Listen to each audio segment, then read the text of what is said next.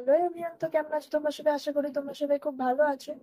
অনেকদিন পর আমি আবার একটা নতুন ব্লগ নিয়ে চলে এসেছি। আজ হচ্ছে সন্ধ্যে 6টা, আমরা 6:30টায় বাড়ি থেকে বেরোবো। যাব হচ্ছে হাওড়া স্টেশনে। আমাদের রাত্রি 9টা 10-এ ট্রেন আছে। আমরা 8টার মধ্যে স্টেশনে পৌঁছে গেছিলাম আর গিয়েই ডিনার করে নিয়েছিলাম। আর আমাদের ট্রেনও কিন্তু একদম রাইট টাইমেই ছেড়েছিল। ট্রেনে উঠে পড়েছি। প্রথমবারের জন্য আমি ফার্স্ট ক্লাসে উঠলাম। আমাদের ট্রেন 15 থেকে 20 মিনিট লেটে রাঁচিতে পৌঁছেছিল। তারপর আমরা আমাদের হোটেলে গিয়ে হালকা কিছু ব্রেকফাস্ট করে বেরিয়ে পড়েছিলাম রাঁচি সাইট সিইং করতে।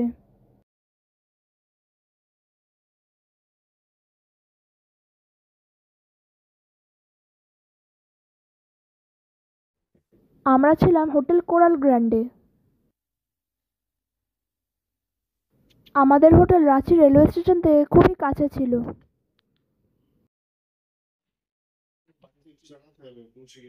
এরপর ব্রেকফাস্ট করে আমরা বেরিয়ে গেলাম রাঁচির সাইট সিইং করতে।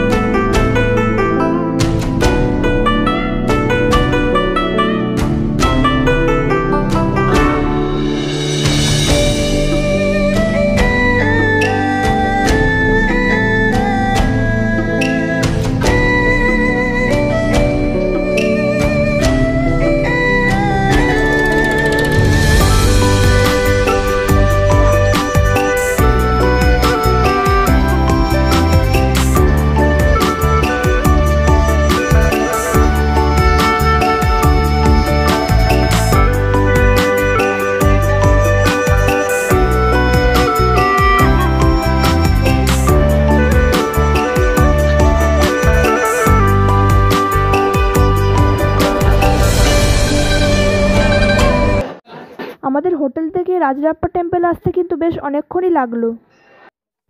মন্দিরটা কিন্তু পাহাড়ের মধ্যে। এই মন্দিরে মা ছিন্নমাস্তার পুজো হয়। এই মন্দির দর্শন করতে আমাদের প্রায় 3 ঘন্টা সময় লেগে গেছিল। প্রচণ্ড ভিড় ছিল। এখানে কিন্তু কোনো ভিআইপি লাইন বা বেশি টাকা দিয়ে দর্শন করার ব্যাপার নেই। সবাইকেই একটা কমন লাইনে দাঁড়াতে হবে। দেখতেই পাচ্ছ কতটা ভিড়। আমাদের পেছনে এর থেকেও বেশি লোক দাঁড়িয়েছিল। মন্দির দর্শন করার পর আমরা চলে গিয়েছিলাম পাত্রাতু ড্যামে। পাত্রাতু ড্যামের এন্ট্রি ফি ছিল পার হেড 20 টাকা করে।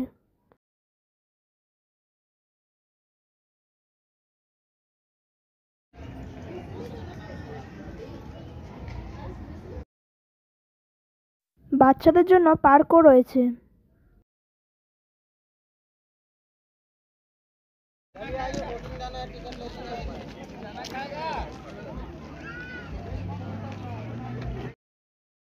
এখানে তোমরা বোটিংও করতে পারবে।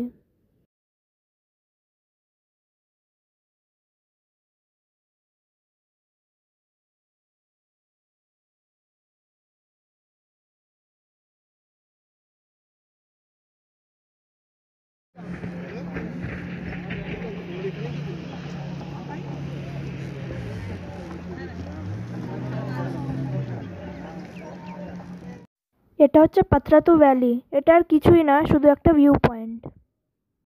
ক্যামেরাতে অত ভালো করে বোঝা যাচ্ছে না, কিন্তু দুটো রোড মিশে এখানে একটা হাট মতো তৈরি হয়েছে। এখন আমরা চলে এসেছি রক গার্ডেন্সে। রক গার্ডেন্সের এন্ট্রি ফি ছিল 30 টাকা পার পার্সন।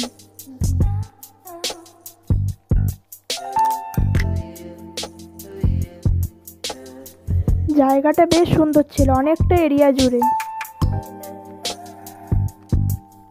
এবার আমি তোমাদের পুরো জায়গাটা ঘুরিয়ে ঘুরিয়ে দেখাচ্ছি, তোমরা দেখো।